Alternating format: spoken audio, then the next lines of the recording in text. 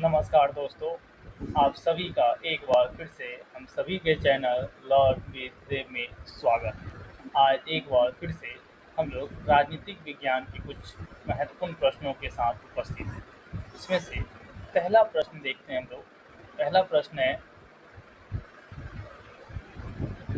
मंत्रिपरिषद सामूहिक रूप से किसके प्रति उत्तरदायी होते हैं? ठीक है, ऑप्शन देख लेते हैं। प्रधानमंत्री, लोकसभा, राष्ट्रपति एवं राज्यसभा। तो मंत्रिपरिषद सामूहिक रूप से किसके प्रति उत्तरदायी होते हैं? तो वो लोकसभा के प्रति सामूहिक रूप से उत्तरदायी होते हैं। ठीक है, इसके प्रति लोकसभा के प्रति सामूहिक रूप से उत्तरदायी होते हैं। चलिए आगे देखते हैं। अगला प्रश्न है, यदि किसी मंत्री के विरुद्ध अविश्वास मत पारित हो जाए तो सिर्फ संबंधित मंत्री को त्यागपत्र देता है, प्रधानमंत्री को त्याग देता है, मंत्रिपरिषद इस्तीफा देता है या उपरोक्त में से कोई नहीं? तो यदि किसी मंत्री के विरुद्ध अविश्वास मत पारित हो जाए तो मंत्रिपरिषद इस्तीफा देता है। ठीक है, अगले प्रश्न की तरफ चलते हैं।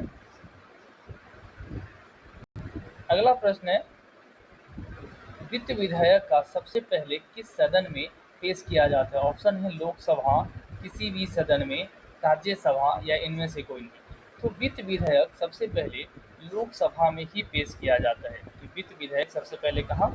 लोकसभा में ही पेश किया जाता है। ठीक है,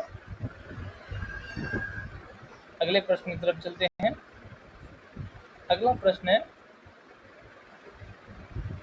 कि निम्नलिखित में से किसे लोकसभा की कार्यवाही में भाग लेने का अधिकार है परंतु मत देने का अधिकार नहीं है?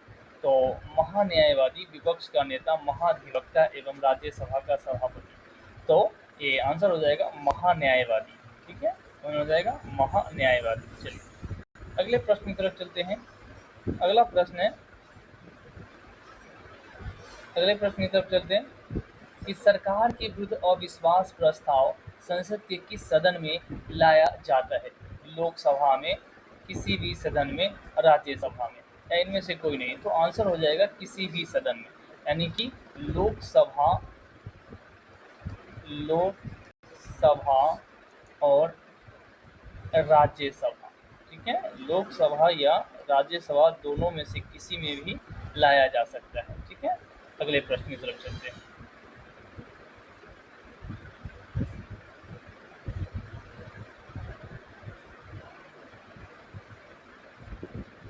अगले प्रश्न में चलते हैं। अगला प्रश्न है, लोकसभा का विघटन कौन कर सकता है? ऑप्शन है राष्ट्रपति, प्रधानमंत्री, गृह मंत्री एवं लोकसभा। तो लोकसभा का विघटन राष्ट्रपति के द्वारा किया जा सकता है, प्रधानमंत्री के सलाह पर। ठीक है, प्रधानमंत्री की सलाह पर किया जा सकता है, प्रधानमंत्री की सलाह पर किया जा सकता है। चलिए अगला प्रश्न है, लोकसभा का नेता कौन होता है? लोकसभा का नेता कौन होता है? ऑप्शन है हमारे विपक्ष का नेता, प्रधानमंत्री, लोकसभा का अध्यक्ष एवं गृह मंत्री। तो लोकसभा का नेता प्रधानमंत्री होते हैं। ठीक है, लोकसभा के नेता कौन होते हैं? प्रधानमंत्री होते हैं। चलिए अगला प्रश्न देखते हैं। अगला प्रश्न है कि भारत के नियंत्रक एवं महालेखा परीक्षक की नियुक्ति कौन करता है? ऑप्शन है हमारे प्रधानमंत्री, गृह मंत्री, राष्ट्रपति एवं वित्त मंत्री। तो इनकी नियुक्ति राष्ट्रपति के द्वारा की जाती है। ठीक है, अगला प्रश्न देखते हैं।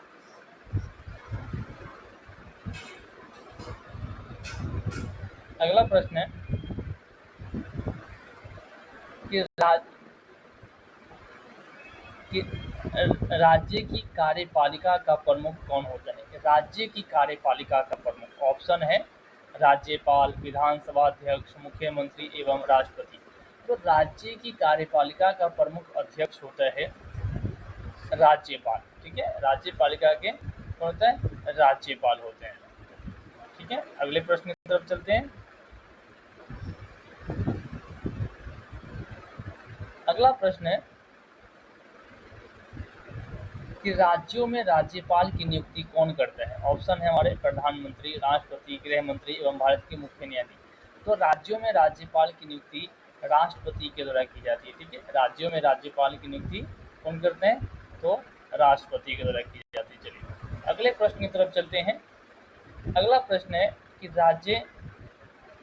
राज्यपाल पद पर बना रहता है, यानी कि कोई भी राज्यपाल कितने वर्षों तक या कितने समय तक अपने पद पर बना रहता है। ऑप्शन है 5 वर्ष के लिए, संसद द्वारा निश्चित समय के लिए, राष्ट्रपति के प्रसाद पर्यंत 10 वर्षों के लिए, उपयुक्त सभी।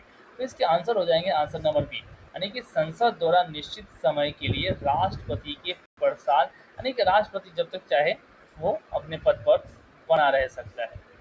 ठीक है, चलिए अगले प्रश्न की तरफ चलते हैं। अगला प्रश्न है, राज्यपाल विधानसभा में आंग्ल भारतीय समुदाय के कितने सदस्यों की नियुक्ति करता है। चलिए बढ़िया प्रश्न है कि राज्यपाल विधानसभा में कितने ऑप्शन है, 4, 2, 3 और 1। ठीक है, तो राज्यपाल विधानसभा में आंग्ल भारतीय समुदाय के एक सदस्य को नियुक्त करता है। ठीक है, अगले प्रश्न की तरफ चलते हैं। प्रश्न नंबर 13 कि राज्य स्तर पर मंत्री परिषद के मंत्रियों की नियुक्ति कौन करता है। कि राज्य स्तर पर मंत्री परिषद की नियुक्ति ऑप्शन है दल का अध्यक्ष, मुख्यमंत्री, राज्यपाल एवं प्रधानमंत्री। तो राज्य स्तर पर मंत्री परिषद की नियुक्ति राज्यपाल के द्वारा किया जाता है, संभवतः मुख्यमंत्री के सलाह पर। ठीक है, मुख्यमंत्री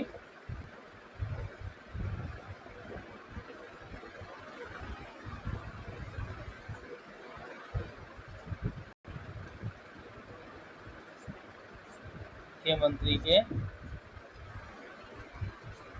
सलाह पर। ठीक है, चलिए अगले प्रश्न की तरफ चलते हैं हम लोग। अगला प्रश्न है कि मुख्यमंत्री की नियुक्ति किसके द्वारा की जाती है। मुख्यमंत्री की नियुक्ति किसके द्वारा की जाती है। ऑप्शन देखते हैं, राष्ट्रपति, प्रधानमंत्री, राज्यपाल या विधानसभा का अध्यक्ष।